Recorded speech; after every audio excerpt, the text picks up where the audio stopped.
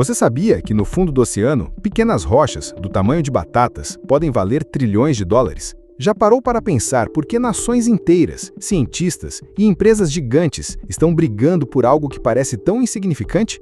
Neste vídeo, você vai mergulhar em uma história cheia de curiosidade e descoberta, que revela como essas pedras submarinas podem mudar o futuro do planeta, ou colocá-lo em risco.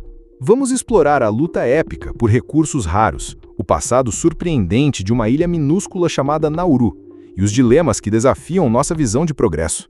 Prepare-se para uma narrativa que conecta economia, meio ambiente e até um toque de mistério, transformando a maneira como você enxerga o mundo.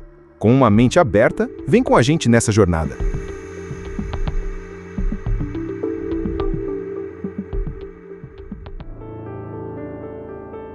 Imagine desembarcar em uma ilha onde um simples melão custa 37 dólares.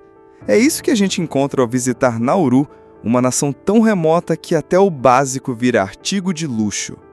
Nos Estados Unidos, você pode comprar o mesmo melão por 8 dólares, mas em Nauru, o mesmo fruto é importado de longe e inflacionado pelo isolamento. A ilha, perdida no Pacífico Sul, depende de navios e aviões para quase tudo. Sem agricultura local, cada item carrega o peso de milhares de quilômetros de viagem. Essa realidade desperta curiosidade. Como um lugar tão pequeno sobrevive com custos tão altos? O isolamento de Nauru não é só geográfico, mas econômico. A falta de portos modernos e infraestrutura encarece qualquer importação. Alimentos, roupas e até água potável chegam com preços exorbitantes. Para os pouco mais de 10 mil habitantes, o dia a dia é uma luta contra a escassez. Muitos dependem de remessas familiares ou de empregos ligados ao governo. E ainda assim, a ousadia de viver ali impressiona. Como manter a esperança em um lugar tão desafiador? A história começa a ficar mais intrigante quando olhamos para o solo de Nauru. Décadas de mineração devastaram a terra, tornando-a quase estéril. O que antes era uma ilha verdejante, hoje é um deserto rochoso, incapaz de sustentar plantações. Isso força a importação de quase todos os alimentos, de arroz a frutas frescas. A dependência externa é tão grande que até pequenas flutuações globais afetam a mesa dos nauruanos. É como se a ilha estivesse à mercê do mundo, pagando caro por sua solidão. Mas nem sempre foi assim, e aqui entra uma reviravolta. No passado, Nauru foi uma potência improvável, nadando em riqueza. O que mudou? A resposta está em um recurso natural que transformou a ilha em um fenômeno global. A mineração de fosfato, apelidada de ouro branco, colocou Nauru no mapa. Durante décadas, esse material sustentou a economia e alimentou sonhos grandiosos. Mas, como toda história de ascensão, há um lado sombrio que poucos imaginam. Hoje, o melão de 37 dólares é mais que um símbolo de isolamento. Ele reflete um passado de escolhas difíceis e um presente de desafios constantes. A economia de Nauru é uma montanha-russa, oscilando entre glória e crise. E no horizonte, uma nova aposta surge para tentar reverter esse cenário. O que será que essas pequenas rochas oceânicas têm a ver com o futuro da ilha? A resposta está mais perto do que parece. Vamos mergulhar mais fundo nessa história, porque o que aconteceu em Nauru no passado é só o começo. A riqueza que veio do solo da ilha guarda segredos que moldaram seu destino. E, quem sabe, talvez revelem pistas sobre o que está por vir. Prepare-se para descobrir como um lugar tão pequeno se tornou palco de uma das maiores aventuras econômicas do mundo.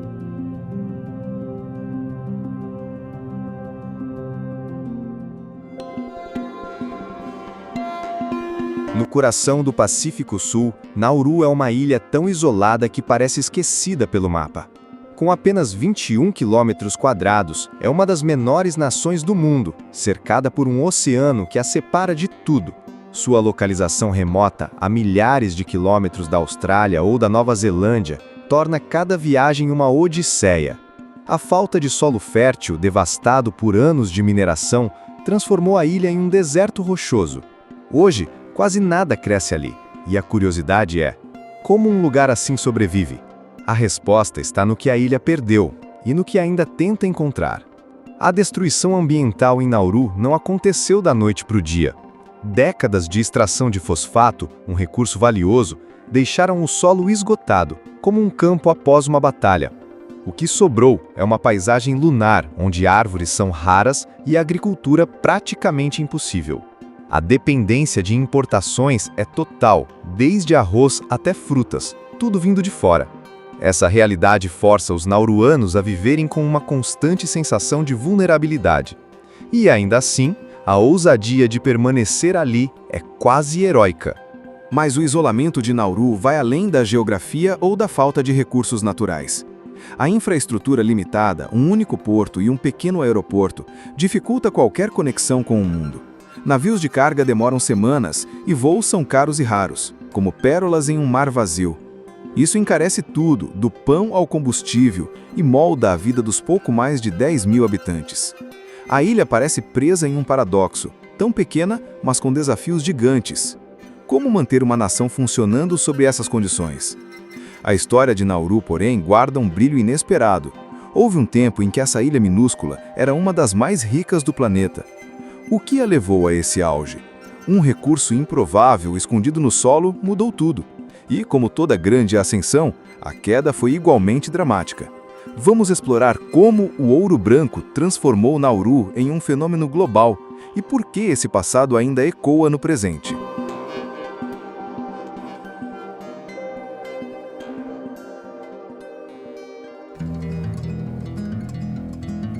Era uma vez uma ilha minúscula que nadava em dinheiro. Nauru, nos anos 70 e 80, viveu um conto de fadas econômico, impulsionado pelo fosfato. Um ouro branco formado por séculos de excrementos de aves marinhas. Esse material, essencial para fertilizantes, era tão valioso que transformou a ilha em uma das nações mais ricas per capita do mundo. Após a independência em 1968, os naurianos desfrutavam de luxos impensáveis. Carros importados, viagens e até educação gratuita no exterior. A curiosidade é inevitável. Como algo tão simples como guano virou sinônimo de opulência? A resposta está na visão de um povo que soube lucrar com o improvável. O fosfato era extraído em quantidades colossais, e o dinheiro jorrava como uma fonte inesgotável. No auge, Nauru exportava milhões de toneladas por ano, abastecendo fazendas globais com fertilizantes. Cada pedaço de rocha extraído era um passo rumo à prosperidade. E a ilha parecia intocável. Casas modernas brotavam e o governo distribuía riquezas aos cidadãos, sem impostos ou preocupações. Mas por trás dessa fartura, um preço invisível se formava. A mineração, tão lucrativa, estava consumindo a própria terra que sustentava a nação. A riqueza, porém, trouxe um brilho enganador. Enquanto o dinheiro fluía, poucos percebiam que o recurso era finito. O solo de Nauru, escavado até o limite, começou a se esgotar, assim como a paciência da terra. Nos anos 90, as minas de fosfato estavam quase vazias, e a ilha enfrentava uma realidade cruel. A ousadia de viver como reis escondeu um problema maior. Ninguém planejou o que viria depois. O que acontece quando a fonte de riqueza de uma nação simplesmente desaparece? O conto de fadas de Nauru terminou, mas a história está longe de acabar. A ilha, agora marcada por cicatrizes de mineração, precisou buscar saídas desesperadas para sobreviver. O que uma nação faz quando o ouro acaba? As escolhas de Nauru nas décadas seguintes são tão surpreendentes quanto controversas e revelam um lado sombrio da luta pela sobrevivência. Vamos descobrir como a ilha tentou se reinventar. E a que custo?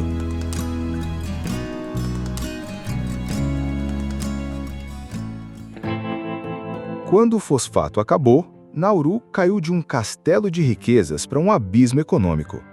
Nos anos 90, a ilha, antes uma das mais ricas do mundo, enfrentou falência, com o solo esgotado e as reservas financeiras evaporando. Sem agricultura ou indústria para sustentar a população, o desespero bateu à porta. O governo, com uma mente aberta para soluções inusitadas, tomou medidas que chocaram o mundo. De paraíso fiscal a centro de detenção, Nauru se reinventou. Mas a que preço? A curiosidade nos leva a explorar essas escolhas ousadas e controversas. Primeiro, a ilha virou um paraíso fiscal, atraindo bilhões de dólares, muitos de origem duvidosa. Bancos fantasmas e contas secretas, algumas ligadas a redes russas, fizeram de Nauru um ímã para lavagem de dinheiro. Outra jogada foi vender passaportes a estrangeiros, incluindo figuras suspeitas, como supostos terroristas. Essas ações injetaram dinheiro rápido, mas mancharam a reputação da ilha. O mundo começou a enxergar Nauru não mais como um milagre econômico, mas como um ponto de interrogação ético. Era a sobrevivência falando mais alto? Ou a ganância? Outra medida drástica veio com um acordo com a Austrália. Nauru aceitou abrigar centros de detenção para refugiados, recebendo cerca de 3 bilhões e 300 milhões de dólares. Esses centros, porém, ficaram famosos pelas condições desumanas, com denúncias de abusos e sofrimento. Para os nauruanos, era uma fonte de renda vital, mas também um peso moral.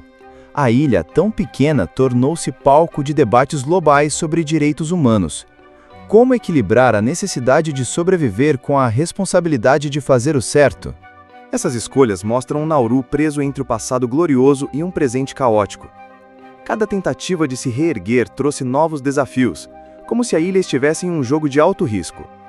Mas o horizonte guarda uma nova promessa, ou talvez uma nova armadilha. A mineração submarina surge como a próxima aposta de Nauru. Será que o fundo do mar pode salvar a ilha? Ou apenas repetir os erros do passado? Vamos mergulhar mais fundo para descobrir. O fundo do oceano guarda segredos que Nauru agora sonha em desvendar. Após décadas de crises, a ilha aposta na mineração submarina como sua nova tábua de salvação. Metais raros, escondidos a milhares de metros de profundidade, prometem uma riqueza que pode rivalizar com o velho fosfato. Com uma visão ousada, o governo de Nauru vê nesse recurso uma chance de reescrever seu futuro. Mas o que parece um milagre tecnológico carrega riscos que poucos imaginam. A curiosidade nos puxa para esse mundo submerso. O que está em jogo? A mineração submarina não é ficção científica, mas uma realidade em construção. Máquinas gigantes como aspiradores colossais são projetadas para sugar minerais do leito oceânico. Esses equipamentos buscam nódulos polimetálicos, pedras ricas em níquel, cobalto e cobre, cruciais para baterias e tecnologias verdes. Para Nauru, é uma oportunidade de ouro, ou melhor, de cobalto, para sair do isolamento econômico. A ilha, tão castigada, quer se posicionar como pioneira nesse mercado trilionário. Mas será que o mar entrega tudo o que promete? Empresas estrangeiras, como a canadense The Metals Company, lideram essa corrida. Elas veem o oceano como a próxima fronteira e Nauru, com sua localização estratégica, é um parceiro ideal. A ilha, porém, não tem tecnologia nem recursos para explorar sozinha, o que a coloca em uma posição delicada. A dependência de corporações externas levanta uma pergunta incômoda: quem realmente vai lucrar? A ousadia de Nauru em mergulhar nessa aventura é admirável, mas o passado ensina que promessas grandiosas nem sempre terminam bem. O sonho de riquezas submarinas é tentador, mas o caminho está cheio de sombras. Cientistas alertam para impactos devastadores no ecossistema marinho, enquanto leis internacionais tentam, e muitas vezes falham, em regular esse jogo. Nauru, mais uma vez, está no centro de algo muito maior que ela mesma. O que são essas rochas misteriosas que atraem tanta atenção? Vamos explorar os nódulos polimetálicos e entender por que eles valem trilhões e que preço o planeta pode pagar por eles.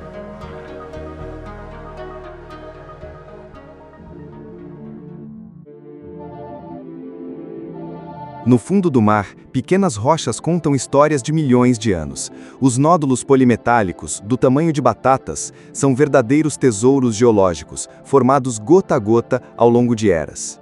Ricos em níquel, cobalto, cobre e manganês, esses minerais são a base de baterias para carros elétricos e tecnologias renováveis. Para Nauru, eles representam uma chance de renascimento econômico, uma visão de prosperidade em um mundo sedento por recursos verdes. Mas como algo tão pequeno pode valer trilhões de dólares? A curiosidade nos leva a explorar esse enigma subaquático. Esses nódulos não são apenas pedras, são cápsulas do tempo do planeta. Eles crescem lentamente milímetro por milímetro, acumulando minerais dissolvidos na água do mar.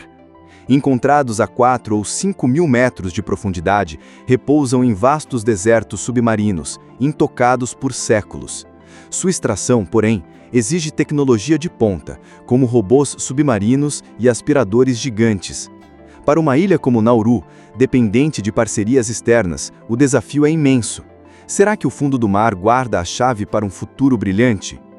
A importância desses minerais vai além da economia local. O mundo enfrenta uma corrida por recursos para sustentar a transição energética, e os nódulos são peças centrais nesse tabuleiro.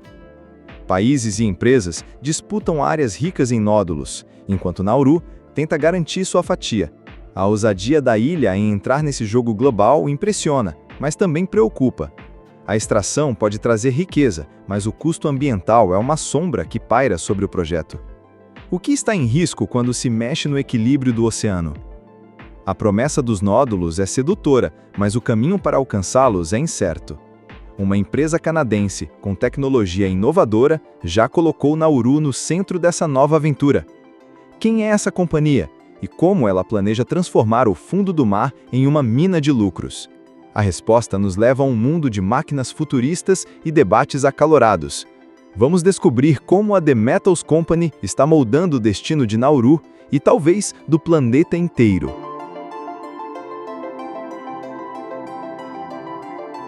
Uma empresa canadense está apostando alto no fundo do oceano de Nauru. A The Metals Company, ou TMC, promete revolucionar a mineração com máquinas que aspiram nódulos polimetálicos como se fossem tesouros perdidos. Esses robôs submarinos, verdadeiros colossos tecnológicos, varrem o leito oceânico em busca de minerais raros. Para Nauru, a parceria como a chance de voltar a sonhar com riquezas. A visão da TMC é ambiciosa, mas o projeto ainda enfrenta ceticismo global. Será que torna essa proposta tão atraente e tão polêmica? A TMC não trabalha sozinha. Ela precisa do apoio de nações como Nauru. A ilha, sem tecnologia própria, torna-se uma porta de entrada para a TMC explorar águas internacionais. Em troca, Nauru espera lucros que possam reerguer sua economia fragilizada. Mas a tecnologia de aspiração submarina é nova e pouco testada, levantando dúvidas. A ousadia de investir em algo tão experimental impressiona, mas também assusta. O futuro que a TMC desenha é tentador, mas cheio de interrogações. Como extrair essas rochas sem ferir o oceano que sustenta a vida no planeta? A resposta não é simples, e o mundo está de olho em Nauru e sua parceira canadense. A próxima etapa dessa história nos leva a um debate maior, onde ciência, economia e ética se chocam. Vamos explorar os impactos de mexer no fundo do mar e por que isso pode mudar tudo.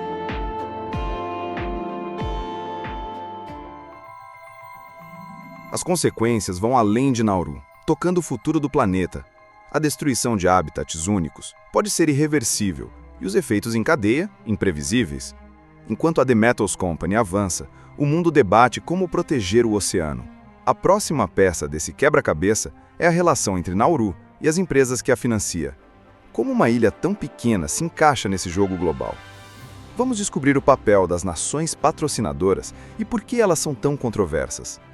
Nauru, uma ilha minúscula, tornou-se a chave para um oceano de lucros. Como nação patrocinadora, ela endossa a The Metals Company, permitindo que explore nódulos em águas internacionais. Mas há um detalhe intrigante. Empresas precisam de um país para operar legalmente, sobre a UNCLOS. Nauru, junto com Tonga e Kiribati, foi escolhida por ser pequena e economicamente frágil. A visão de lucrar com esse papel é clara, mas será que a ilha tem força para fiscalizar gigantes? A curiosidade nos leva a questionar quem realmente manda nesse jogo. O sistema de patrocínio, porém, é uma faca de dois gumes. A ONU exige que Nauru tenha controle efetivo sobre a TMC, garantindo padrões ambientais rigorosos. Críticos apontam que a ilha, com recursos limitados, é apenas uma fachada para empresas ricas. Sem estrutura técnica, como supervisionar operações tão complexas? A ousadia de Nauru em entrar nessa arena global esconde uma verdade incômoda. O próximo passo revela se esse controle é real ou apenas uma ilusão que ameaça os mares. Uma ilha com menos de 11 mil habitantes pode controlar uma gigante corporativa? Nauru, como nação patrocinadora, deveria supervisionar a The Metals Company, garantindo que a mineração submarina siga regras ambientais rigorosas. Mas a realidade é dura. A ilha não tem cientistas, engenheiros ou infraestrutura para fiscalizar operações tão complexas. A UNCLOS exige controle efetivo, mas críticos veem Nauru como um fantoche de empresas ricas. A curiosidade nos faz perguntar: quem realmente está no comando? A resposta revela um jogo de poder desigual. A falta de recursos de Nauru não é segredo, mas a ousadia da ilha impressiona. Sem laboratórios ou equipes técnicas, como garantir que a TMC não cause estragos no oceano? Relatórios sugerem que nações pequenas como Nauru são escolhidas exatamente por sua fragilidade. Elas oferecem acesso fácil às riquezas do mar, enquanto empresas evitam regulações mais duras. Esse arranjo levanta suspeitas de um sistema que favorece lucros acima do meio ambiente. Será que Nauru é um parceiro ou apenas uma peça nesse tabuleiro? O equilíbrio entre ganho econômico e responsabilidade global está em xeque. A mineração pode trazer bilhões, mas sem supervisão, o risco de danos irreversíveis cresce. Nauru, mais uma vez, está no centro de uma disputa maior que ela mesma. Como evitar que a história do fosfato se repita? Vamos mergulhar nos riscos que essa aventura traz, não só para a ilha, mas para o mundo inteiro. A história de Nauru parece um déjà vu com um toque de alerta. A mineração submarina, vendida como salvação, ecoa o passado do fosfato, que trouxe riqueza e depois devastação. Sem controle real sobre a The Metals Company, Nauru corre o risco de repetir erros, enquanto o oceano paga o preço com habitats destruídos. Críticos apontam um padrão neocolonial. Empresas ricas lucram e países pobres arcam com os danos legais e ambientais. A curiosidade nos faz questionar: será que a ilha está fadada a outro colapso? O mar, tão vasto, guarda lições que Nauru ainda não aprendeu. O embate global por essas rochas submarinas vai além da economia. Disputas jurídicas crescem, com nações debatendo quem pode explorar o fundo do mar e como.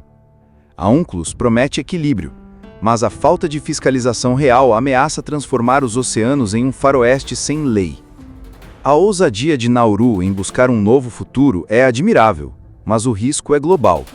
Estamos diante de uma encruzilhada: repetir a história ou traçar um novo caminho. Pequena, mas no epicentro de uma revolução trilionária, Nauru desafia a lógica. A menor nação insular do mundo está no centro de uma indústria de 16 trilhões de dólares, diz uma frase que captura sua ousadia. A mineração submarina promete riqueza, mas ecoa um passado de glória e ruína. Cada nódulo extraído do mar carrega a esperança de um futuro melhor para a ilha. No entanto, a falta de controle e os riscos ambientais pintam um quadro incerto. A curiosidade nos faz perguntar: até onde vai a ambição de Nauru? Parece uma repetição da história, alerta outra frase, lembrando o colapso do fosfato. A ilha, que já foi traída por promessas de prosperidade, agora aposta no fundo do mar. Mas sem fiscalização robusta, o sonho pode virar pesadelo, com danos globais ao oceano. A tensão entre lucro e responsabilidade cria um debate ético e jurídico mundial. Países ricos e pobres disputam o que é de todos, segundo a UNCLOS. Será que Nauru pode evitar o mesmo destino de antes? A ilegalidade pode voltar aos mares abertos, sentencia uma última reflexão. Sem regras claras, a mineração submarina ameaça transformar o oceano em terra de ninguém. Nauru, com sua visão de renascimento, está no centro desse embate global. A história da ilha é um espelho para o mundo. O que sacrificamos por riqueza? Vamos encerrar essa jornada com um convite para refletir sobre o futuro de Nauru e do planeta.